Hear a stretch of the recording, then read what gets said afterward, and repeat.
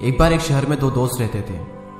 वो दोनों दोस्त एक दिन समुद्र किनारे शंख इकट्ठा करने के लिए गए ताकि उन शंखों को बेचकर वो अपने लिए कुछ पूंजी जमा कर पाए। दोनों दोस्त शंख इकट्ठा कर ही रहे थे, तभी पहले वाले दोस्त को एक बड़ा शंख मिल गया और ये देखकर दूसरे वाले दोस्त के मन में आया कि यार इसे तो बड़ा शंख मिल गया, अब ये मुझसे ज्यादा पैसा कमा लेगा। तो फिर उसने सोचा कि अब मैं भी सिर्फ बड़ा शंख ही ढूंढूंगा ताकि मैं भी ज्यादा पैसा कमा पाऊं। तो अब वो लग गया बड़े शंख की तलाश में। उसने खूब ढूंढा, खूब मेहनत की, लेकिन फिर भी उसे बड़ा शंख हासिल नहीं हुआ।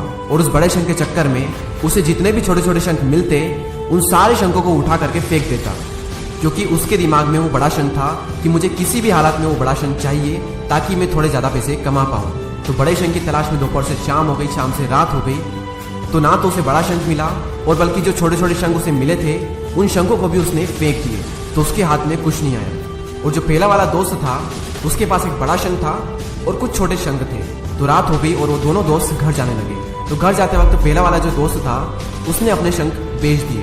तो उसके पास एक जो बड़ा शंख था उसके उसे मिले 1000 रुपए और जो छोटे छोटे शंख उसके पास में थे उसके उसे मिले 3000 रुपए। और ये जानकर उस दूसरे वाले दोस्तों को बहुत दुख हुआ कि काश मैं उन छोटे छोटे शंखों को फेंकता नहीं तो अभी मेरे पास इससे भी ज्यादा कमाई होती। उसके दोस्त ने उसे बताया कि जो छोटे छोटे शंख तूने फेंक दिए थे ना, उन्हीं को मैंने अपने पास कलेक्ट कर लिया और उन्हीं की वजह से मुझे मिले 3000 रुपए।